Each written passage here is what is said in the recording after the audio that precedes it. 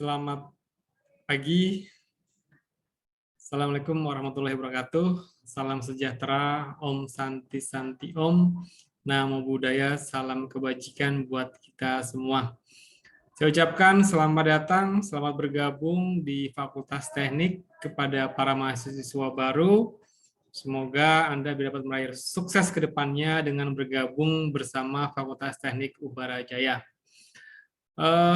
Untuk sekarang, untuk PPKMB kali ini, saya sebagai Wakil Dekan 1 akan coba memaparkan tentang bidang saya, yaitu terkait dengan Tridharma Perguruan Tinggi. Apa itu Tridharma? Yaitu pendidikan, penelitian, dan pengabdian kepada masyarakat. Ketiga ini harus menjadi suatu kayak siklus gitu ya. Setelah ada pengajaran, kita bisa melakukan penelitian, hasilnya kita implementasikan, diseminasikan di masyarakat. Setelah itu, pengalaman tersebut kita juga kembalikan lagi sebagai bentuk pengajaran. Nah, sebelumnya perkenalkan diri saya, karena tak kenal maka tak sayang. Saya adalah, nama saya Ibnu Santo Joyosmito. Rumah saya cukup jauh ya, di Ciputat. Jadi saya melewati 3 provinsi kalau ke sini. Lalu itu nomor telepon saya tertera di situ. Apabila membutuhkan silakan kontak saya. Saya menyelesaikan S1 saya di Universitas Indonesia di Teknik Industri ya, Teknik Industri. Lalu saya melanjutkan S2 dan S3 saya di Osaka University di Jepang. Setelah itu saya bekerja di sana. Jadi kalau riwayat pekerjaan saya sebelumnya praktisi. Setelah lulus kuliah saya kerja di industri sekitar 8 tahun. Saya kerja di PT Goodyear pertama kali sebagai staff engineer, perusahaan Amerika. Setelah itu saya pindah ke PT Daystar Colors, perusahaan Jerman. Setelah itu saya melanjutkan studi S2 dan S3 di Jepang. Lalu saya sempat diberi kesempatan menjadi pengajar di sana. Setelah itu saya pulang ke tanah air dan saya bergabung di Universitas Bhayangkara Jakarta Raya ini.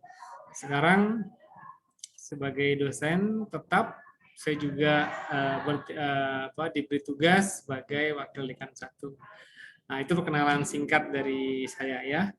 Nah, terkait dengan perkuliahan, tentunya di era sekarang ini mungkin nanti kita akan lebih banyak bertemu di ruang maya ya gitu ya. Tapi apabila nanti sudah normal, maka tata perkuliahan ketika kita berada di kelas, Anda bisa baca sendiri di buku yang sudah dibagikan ya. Ya, misalnya Anda harus berpakaian rapi ya, toleransi keterlambatan 30 menit, ya, menjaga ketenangan, ketertiban, kalau tidak masuk memberi kabar, dan seterusnya. Ya, silakan Anda harus mengikuti aturan yang sudah ditetapkan, karena Anda kan sudah beralih dari siswa ke mahasiswa. Jadi maha, ya, maha kuasa, maha besar ya, jadi Anda adalah mahanya siswa, jadi Anda sudah harus merubah semua perilaku, penampilan, tutur kata Anda untuk menyesuaikan dengan status baru Anda. Lalu terkait perkuliahan, jadi nanti Anda akan kuliah online ya, sekarang ini masih memungkinkan untuk kuliah secara offline.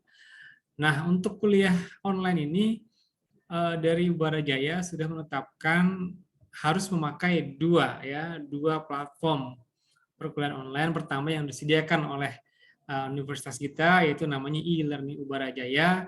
Yang kedua juga boleh Google Classroom ya. Nanti di Google Classroom kalau mau tatap muka, maksud tatap muka secara daring ya, itu bisa menggunakan langsung Google Meet ya, atau kita bisa ke Zoom seperti yang sekarang saya gunakan ini, saya adalah Zoom. Lalu kemudian pembelajarannya adalah ada sinkroni, ada asinkroni. Singkatnya, sinkroni adalah kita tatap muka secara daring, tatap muka tapi daring gitu ya. Nah, kalau asinkroni mungkin tidak secara langsung tatap muka, tiap dosen punya metodenya masing-masing, nanti Anda ikuti saja metode masing-masing dosen Anda tersebut. Jadi ini yang saya tandai warna hijau, ya kalau Anda lihat tuh kita semua total satu semester itu ada 16 pertemuan. Yang warna hijau adalah yang diwajibkan dari universitas kepada dosen untuk melakukan tatap muka secara daring. Jadi di pertemuan awal mungkin perkenalan, rule of the game-nya bagaimana, RPS perkuliahannya bagaimana gitu ya. Lalu nanti di pertemuan ke-7 yaitu satu pertemuan sebelum ujian tengah semester. Dan di pertemuan ke-15 yaitu satu pertemuan sebelum ujian akhir semester ya. Mungkin di situ nanti dosen, kalau saya biasanya mereview apa yang sudah saya berikan, lalu saya memberikan kisi-kisi apa sih kira-kira yang akan keluar yang akan ditanyakan dalam ujian tersebut ya. Jadi untuk asinkroni tadi sudah saya sebutkan memakai e-learning Ubara Jaya ataupun memakai Google Classroom.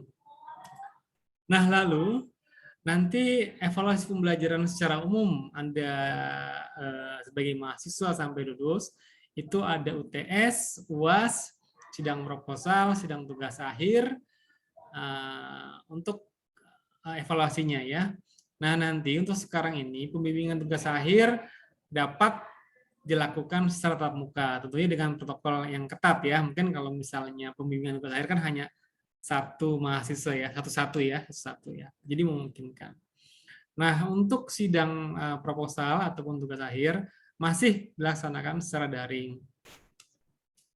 Lalu untuk evaluasi penilaiannya, jadi di dalam sistem SIA ya, sistem informasi akademik kita ada 4 ya, ada 4 penilaian untuk Anda mendapatkan hasil akhirnya. Pertama adalah nilai kehadiran. Bobotnya 10%, lalu nilai tambahan 20%, biasanya nilai tambahan ini ada 5 tugas yang diberikan ya.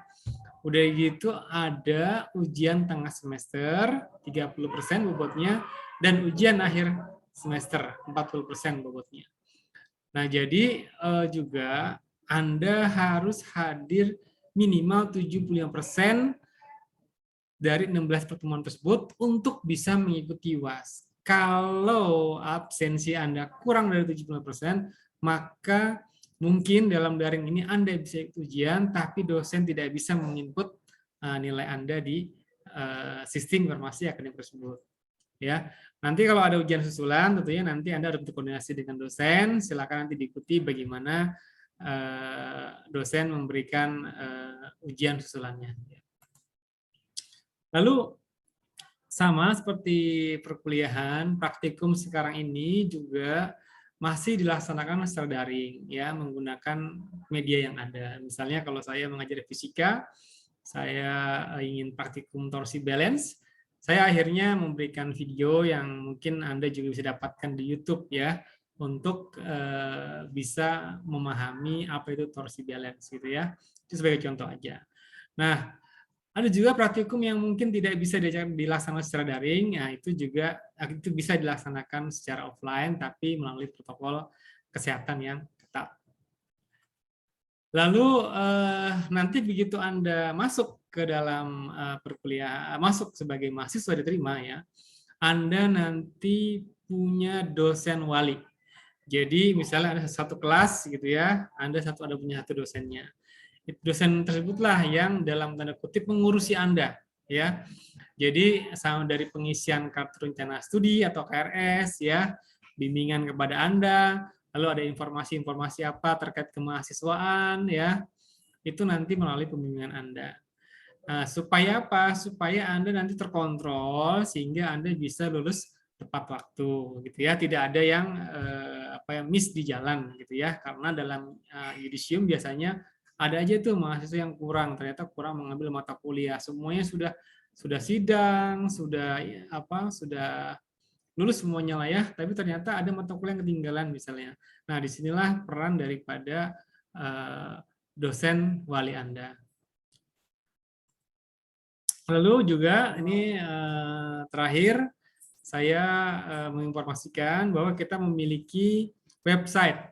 Sekarang ini cukup lengkap dan terus dilengkapi. Jadi kalau Anda ingin mengetahui informasi mengenai di Fakultas Teknik ya apapun, juga sampai nanti Anda misalnya mengajukan surat misalnya mau kerja praktek, surat macam-macam ya, Anda bisa ke sini, ke ftuberajaya.ac.id ya. Nanti Anda lihat ya, nanti di sini misalnya ini ada form mahasiswa ya, silakan Anda utak-utik di situ ya, apa yang Anda butuhkan, Anda ajukan dari situ. Kalau yang Anda butuhkan tapi tidak ada, tolong sampaikan kepada kami agar nanti kami lengkapi websitenya. Baik, segitu saja paparan dari saya. Terima kasih. Selamat menjadi mahasiswa baru. Ingat tadi status Anda sudah berubah dari siswa ke mahasiswa.